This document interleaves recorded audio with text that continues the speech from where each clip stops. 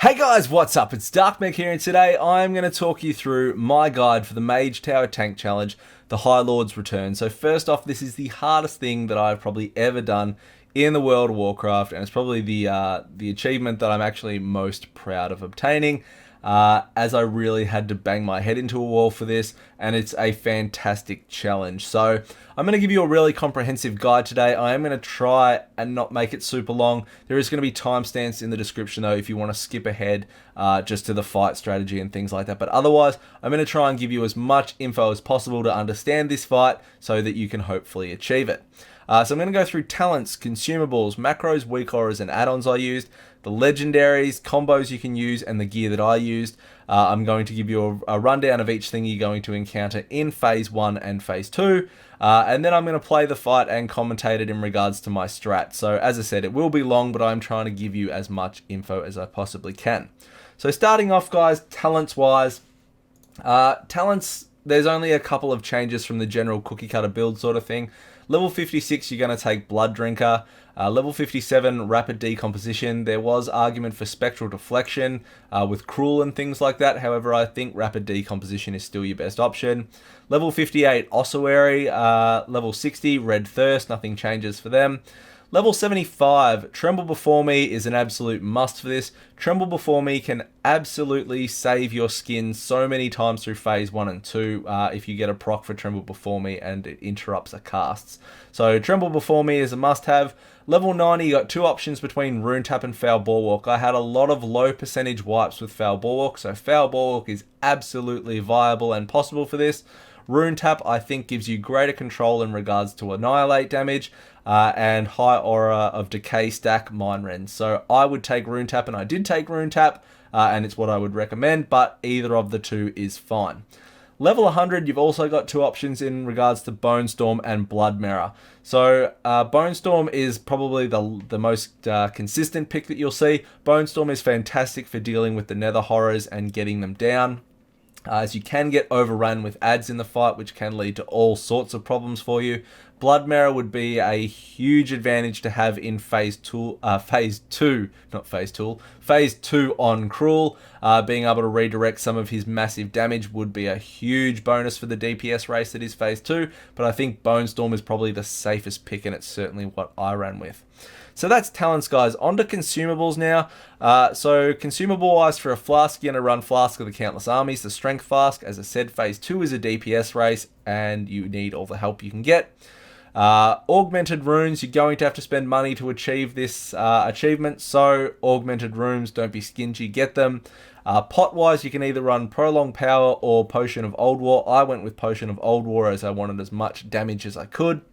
Food-wise, Bear Tartar is your best option, and it took me a long time to come to grips with that. I was using Haste Food, and I didn't want to not use Haste Food. Again, I had a number of low attempts with Haste Food, so Haste Food is certainly possible. But Bear Tartar is a huge lifesaver. If you need to outrange Varus's Mind Rend or something like that, if you took too many stacks, you can get a speed boost and run the fuck away from that, which will drag him across the map after you, but you will negate that cast. It can help you get to an orb quicker. It can help you get to an orb to reset and annihilate or something like that. So Bear Tartar is your safest and best option for food. And the last thing that you need to have is a Goblin Glider. So if you're not an engineer with Goblin Glider on your cloak, make sure you buy some of the kits from the auction house, as Goblin Gliders can be a huge saver and will no doubt probably save you more times than you'll care to admit from getting punted off the edge by Infernals. So Goblin Gliders are a must-have as well. Now, I tried some other things. I tried to have a rep paladin in my group buff me, so I went into the scenario with rep buffs. You actually zone in there with the buffs and you think that it's all good. The moment the scenario starts, the buffs drop off, so that doesn't work. One thing I will mention that does work until it gets fixed is the World Quest on the Shore, Son of a Lich, will give you Bone Wings, which do Bone Shard damage. Now, I did one attempt when I had these, and my Bone Shards did about 30 million damage. So they are absolutely amazing. However, when you die, you lose that buff. So if you've got your shit down and that World Quest is up, I would suggest doing it and giving it a red hot crack, as that could very well push you over the edge. So that's it for consumables, guys. Moving on to macros and weak auras. These will all be found in the description. I used a focused macro for Mind Freeze and Asphyxiate. There's too much going on in this fight to manually worry about interrupting. Get a focus macro for Mind Freeze and Asphyxiate. Mine are in the description. Weak auras, I just stole from everybody that I like and put them where I wanted on my screen. So if you like the way that I've got my weak auras set up for this encounter, they will be in a pastebin link in the description. If you created these weak auras and you managed to see this video, I don't even know who I stole from in the end. I was just searching for things that I liked. So full kudos to you if I stole from you. The DBM team have also made a DBM Mage Tower Challenge add-on as well, which you can find in the description. That'll give you timer for Infernals and things like that. So highly worth picking up that one as well.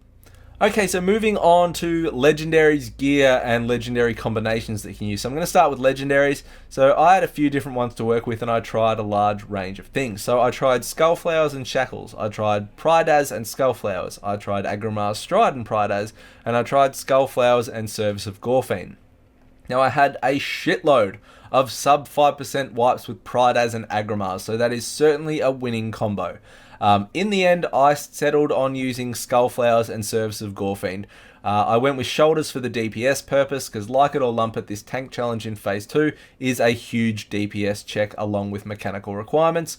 The belt gave me the ability to continuously use Vampiric Blood often through Phase 1 and Phase 2, which allowed me to build decent shields via Umbilicus Eternus, which would negate a lot of the Mind Rend damage and things like that. So the belt and shoulders for me felt really fucking good, so that's why I used them. Sephuz would be absolutely amazing in this scenario with all the interrupting that goes on, but I didn't have it to use. Otherwise, I most likely would have maybe belt and Sephuz, or even shoulders and Sephuz.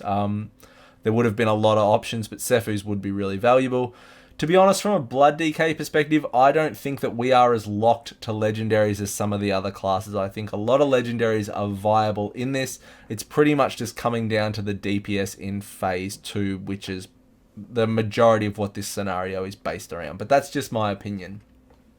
Gear-wise, guys, I was 901 equipped at the time.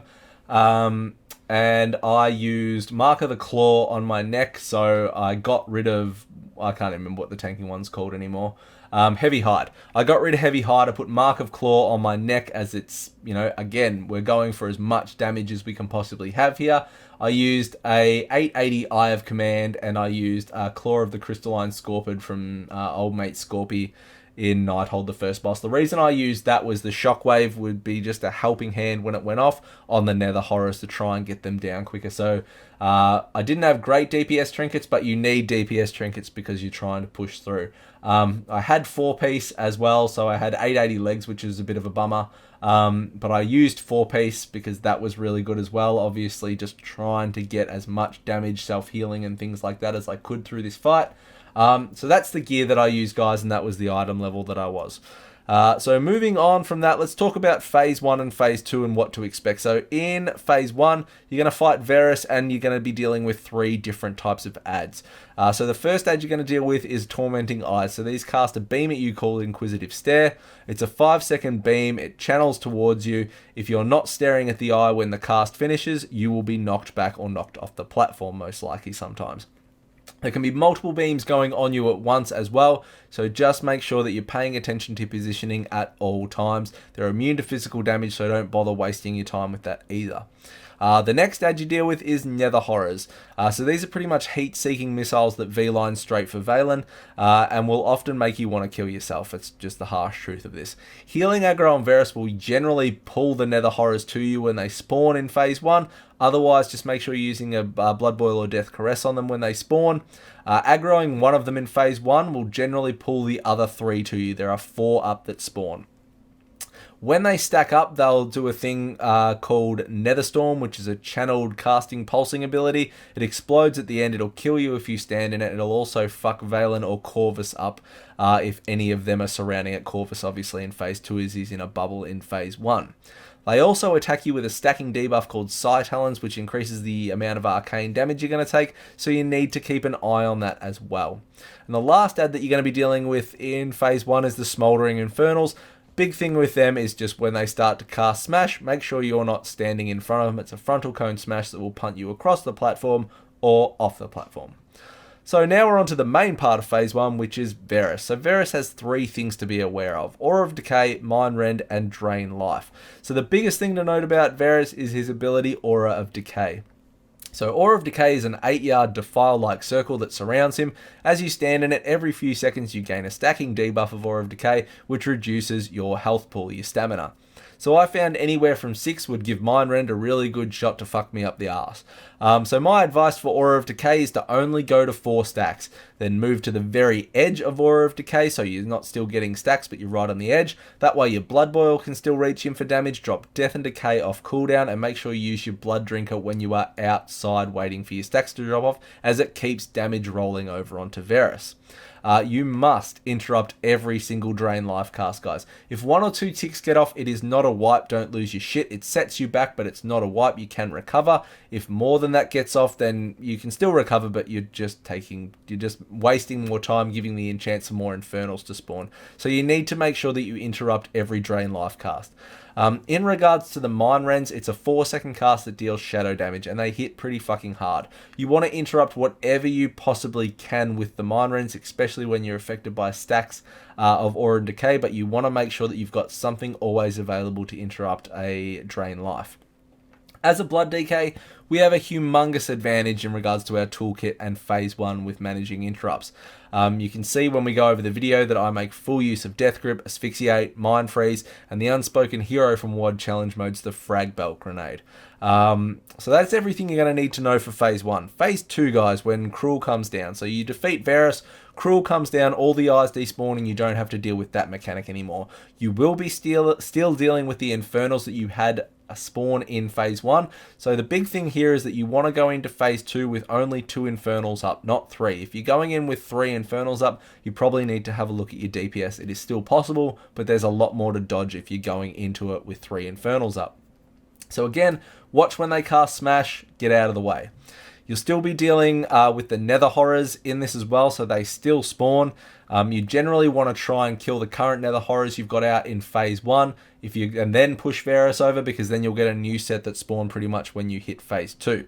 They're even worse in regards to their hard-on for Valen in Phase 2, and aggroing 1 will not bring the other 3 to you, so you really need to pay attention to what's going on with the Nether Horrors. You need to make sure they're not casting their Nether Storm on Valen or on Corvus as well, so that means moving Cruel or gripping them off Valen or using an orb to interrupt them. They will absolutely fuck your life up with the NPC wipes. It's just it's something that you'll get really used to. It's a real pain in the ass, and it's something you've got to be really mindful of. So you want to be dealing with them as quickly as you can, and Bone Storm is a big help for that.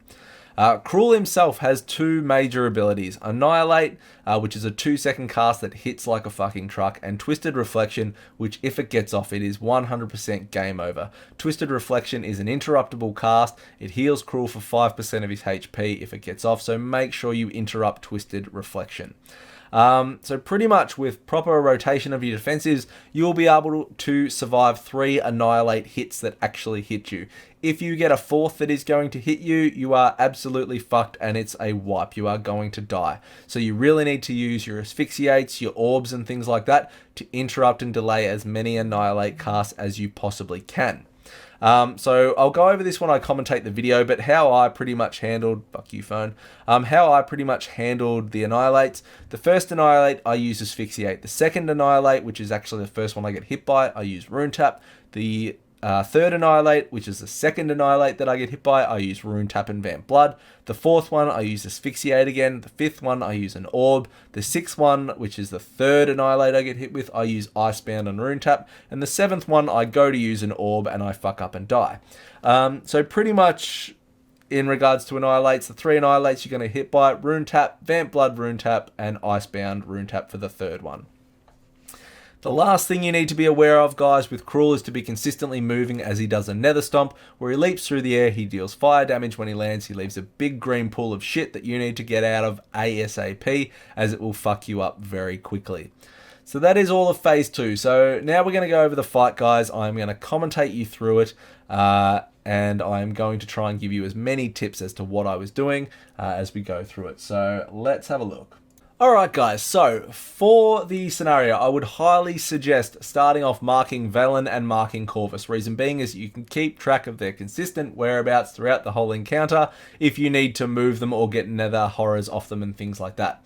So running in to start this, I've made Varus my focus. I'm pre-potting Dancing Rune Weapon. I'm using my Death Grip to interrupt the first Mind Rend. I'm then using a Frag Belt to interrupt the second one. I'm getting to 4 stacks. I'm interrupting that Drain Life. I'm moving out. I'm facing the eye. And I'm using my Blood Drinker. I'm standing on the edge. I'm using my Blood Boils to keep damage on, dropping D&D off cooldown. You can see all the Nether Horrors coming over here now. They're grouped up. They start to cast their Nether Storm. I move out, making sure whenever an eye beam is going off, I'm facing it. I'm standing right on the edge, continuing to use my Blood Boils, dropping my Death and Decay, and a Drain Life goes off, making sure I interrupt them. You can see when Bear Tartar procs, you do get a really large speed boost with it. A number of guides I see people kill the eyes. I chose not to kill any eyes. I thought it was wasted travel time and wasted DPS time. You do whatever you're comfortable with. The reason I got an orb there was I had 2 going on me and I was afraid I was going to get knocked back. But I didn't feel killing the eyes was a good option. So do whatever you're comfortable with, but they're not really hard to just make sure you face them. And then they don't do anything after their cast is finished. Using Asphyxiate there, constantly rotating your interrupts, your Death Grips, your Asphyxiates, your Frag Belts. It's a huge lifesaver in here. Now, I ended up taking this orb because I got punted back. Massive, massive waste taking that orb there. I only had 2 stacks. There was nothing going on. It was a waste, but it's fine. I've seen a lot of videos where people talk about not using any orbs whatsoever in phase 1, or it's a wipe sort of thing, or to try not. That's fucking bullshit. You can use 2 to 3 orbs comfortably in phase 1 at this gear level without any issues. So don't be afraid to use the orbs to get through phase 1 if you have to. So you can see they've started, the Nether Horrors are up, they're casting Nether Storm. I've used Death Grip to grip him away from them. Just so I can get an interrupt and I can continuously keep DPS up on Varus. You can see I got punted off the edge there and Goblin Glider saved my life, and that's exactly what I'm talking about with them. The moment your stacks drop off of Aura of Decay, make sure you're getting back in. This is all about maximizing DPS uptime up on Varus here as much as we possibly can. When you're dropping your D&D, try and make sure you're dropping it on Varus and the Nether Horrors. You can see it's both, my D&D is ticking on the Nether Horrors casting there and on Varus. There really seems like there is so much going on in phase 1, but once you sort of get it down, it's really not that bad. Just manage your Aura of Decay stacks, make sure you're getting out at 4 or 5 as a max, interrupt whatever you possibly can, and make sure those Nether Horrors aren't on your on Valen, and that's pretty much it for phase 1. So you can see I'm going to push him here. I tried to get rid of all my Nether Horrors. I've then misclicked on an Infernal, I've then misclicked on my Focus, and then I finally fucking hit him. Well done. So, Cruel comes down, phase 2 starts, more Nether Horrors spawn. I've made a real mistake of wasting my Bone Storm straight off the bat there. So remember, they group up, then they cast Nether Storm. It's when that finishes and they come back to you that you want to use your Bone Storm. So I've wasted that. Here's the first Annihilate that I'm going to use Asphyxiate on.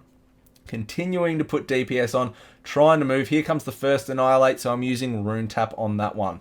Again, dropping D&D off cooldown. You can see they're Nether Storming. I've marked Corvus with a blue square. That Nether Storm is fucking Corvus up, so I'm trying to move Cruel. I'm getting to an orb. If Corvus gets low or Valen gets low, you can use an orb to reset their HP back to 100%, so make sure you use that. Watch out with your Infernal cast. You can see there is the big green of pool shit that is fucking doing a lot of damage from his Nether Stomp. Here comes the second Annihilate I'm going to take, which is Vamp Blood and Rune Tap.